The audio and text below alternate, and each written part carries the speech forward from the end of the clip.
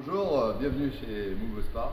Alors aujourd'hui je vais vous faire voir comment fonctionne le spa une fois que vous l'avez installé suite à la vidéo qu'on aura pu vous envoyer chez vous. Donc ça veut dire que votre spa il est mis dans cette configuration là.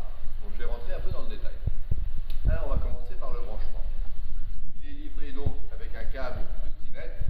Donc et vous l'avez branché forcément à une prise là-bas avec un disjoncteur. Il faut savoir que ce disjoncteur il a un bouton jaune, un bouton vert. Vert ça veut dire en haut. Ça c'est important évidemment de le brancher. Une fois que votre spa est branché, nous à l'usine tout est déjà programmé.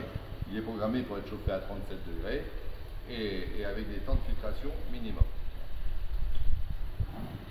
On me pose souvent la question au niveau du remplissage, comment on doit remplir le spa. Tout simplement, on prend un tuyau d'arrosage, on le met dans le bassin supérieur, on laisse l'eau déborder au maximum.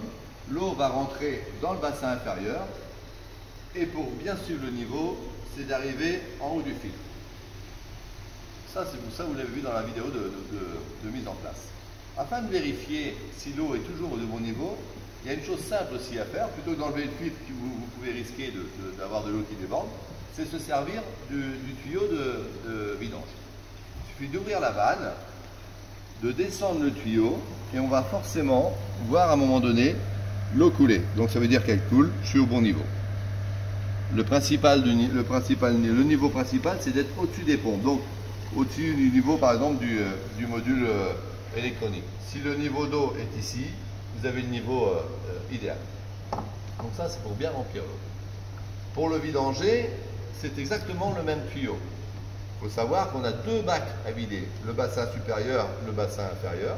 Le bassin supérieur se vide avec l'écrou en laiton qui est en dessous le spa. Donc on commence par cela, on dévisse le bouchon, l'eau va rentrer dans la cuve inférieure et vous le viderez donc avec la fameuse vanne rouge. Combien de fois il faut vider le spa? Souvent c'est des questions récurrentes. Voilà, est-ce qu'on change l'eau souvent? Là il y a trop de paramètres. Les paramètres, c'est évidemment, on est en Normandie, on est sur la Côte d'Azur, on est à l'intérieur, on est à l'extérieur, on y va fréquemment. C'est important de régler tous ces paramètres. Alors, ces paramètres aussi d'hygiène, parce qu'il y a aussi des gens qui vont dire moi, je veux prendre ma douche à chaque fois que je vais dans le spa, donc là on va avoir une eau qui va changer peut-être tous les 3-4 mois.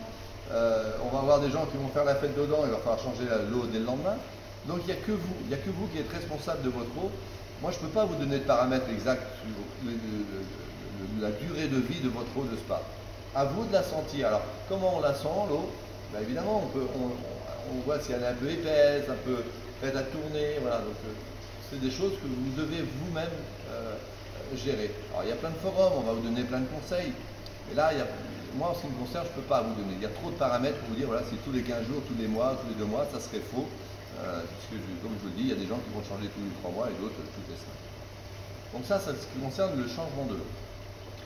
Pour traiter l'eau, on a un orifice qui est au-dessus du spa, où là vous allez mettre des galets. Alors, moi je préconise des galets que l'on vend chez nous, c'est 20 € pour 6 mois de traitement, c'est des galets 20 grammes. On en met 1,5 par semaine. On le met juste dans cet orifice. C'est de la diffusion lente, donc ça va prendre son temps, ça va prendre la semaine pour le traiter.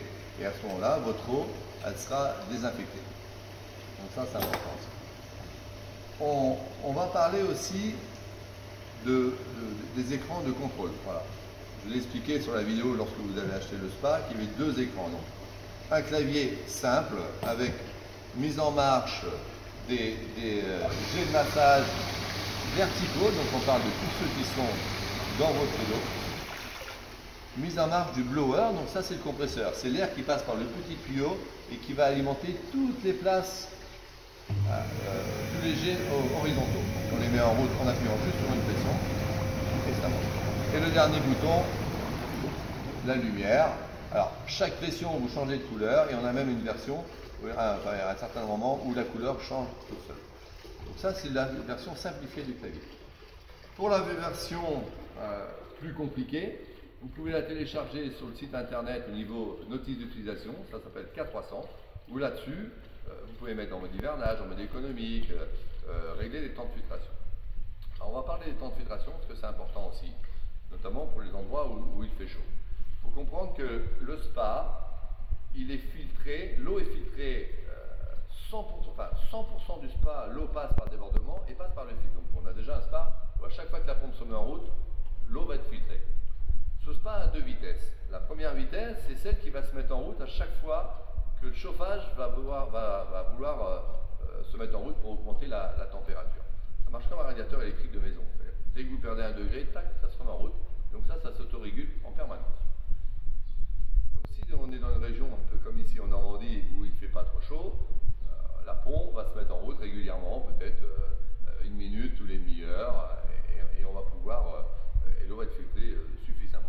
Si il commence à faire vraiment très chaud, le fait que le chauffage ne va pas se mettre en route, ou très peu, l'eau ne va pas être filtrée, donc elle risque de tourner. Donc là, à ce moment-là, on peut aller dans le clavier de contrôle principal qui est dans le module technique et régler des temps de filtration. On peut aller jusqu'à 2 heures le matin, jusqu'à 2 heures le soir aussi. Donc, mettez déjà 15-20 minutes le matin et le soir, et là vous allez avoir une eau qui va être bien filtrée. Donc pensez-y, en fonction des régions où vous êtes, en fonction de la température extérieure, d'augmenter les temps de filtration. Alors, ne demandez pas de changer tous les jours, mais voilà, si vous arrivez en juillet-août, pourquoi pas augmenter les temps de filtration, et dès qu'on arrive en période plus fraîche, à ce moment-là, on peut les réduire au maximum. Il faut juste vous remettre sur la notice d'utilisation qui est sur notre site internet. Je vais vous parler, on a parlé de traitement, maintenant je vais vous parler de filtres.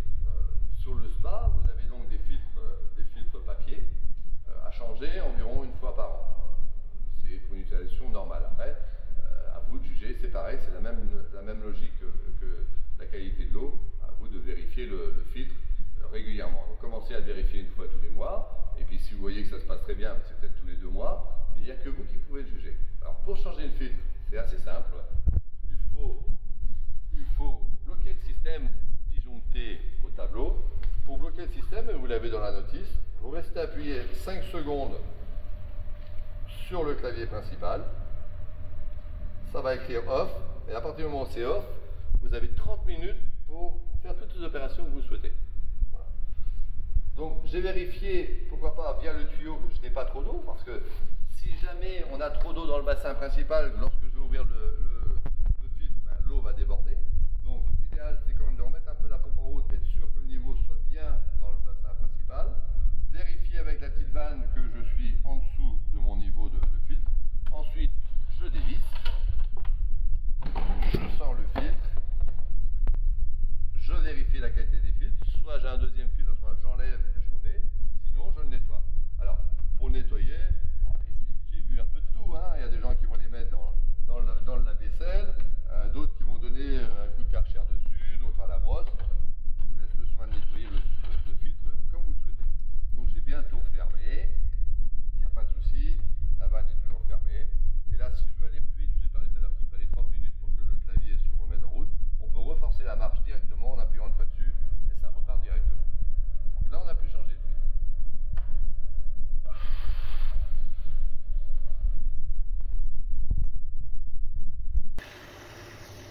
Voilà, on va parler aussi du mode hivernage. Souvent les gens me demandent comment on fait l'hiver. Alors, 3 solutions. La première, c'est d'en profiter. Un spa, c'est vraiment top, même quand il fait très froid. Moi, je suis en Normandie, j'en ai un dehors, on en fait toute l'année. Donc, c'est la meilleure solution, c'est qu'il tourne tout le temps. Deuxième solution, vous pouvez le mettre en mode hivernage. C'est-à-dire sur le clavier toujours de contrôle là, il y a une touche hivernage qui va empêcher que le spa gèle. Donc, il va rester toujours à 1 ou 2 degrés et votre eau ne va pas geler. Et troisième et dernière solution, c'est de vidanger le spa. Je vous ai dit tout à l'heure comment vidanger le spa. Donc vous videz tout le bassin inférieur, le bassin supérieur. Et ensuite, vous pouvez, même si vous devez y avoir des grands froids, sortir le module technique. Vous l'avez eu dans la notice de montage. Je vous le répète, c'est assez facile. Hein. On a donc l'arrivée d'eau à fermer le clapet, ça c'est impératif ici. Fermer le clapet, enlever un tuyau, enfin, débrancher la pompe, redébrancher le chauffage, enlever le blower, les 2 fils électriques. Donc marche inverse de ce que vous avez vu sur la notice de montage. Et à ce moment-là, le module technique, vous pouvez aller hiverner où vous voulez. Voilà. On parle de grand froid. Si c'est des froids standards, juste la vidange, ça suffira. Vous purgez bien la pompe, vous desserrez un petit peu les tuyaux pour être sûr qu'il n'y ait plus d'eau qui traîne dans le module technique. Et là, vous avez un produit qui sera hiverné. Je vous souhaite un bon service, profitez bien de votre spa. Vous avez un outil qui est fiable, sans souci. Et n'hésitez pas à nous appeler. Alors, on ne va pas faire des notices qui sont hyper compliquées, que vous ne liriez pas. Je pense que j'ai résumé l'utilisation de ce spa, qui est simple. Ne prenez pas trop la tête, vous êtes là pour vous faire plaisir.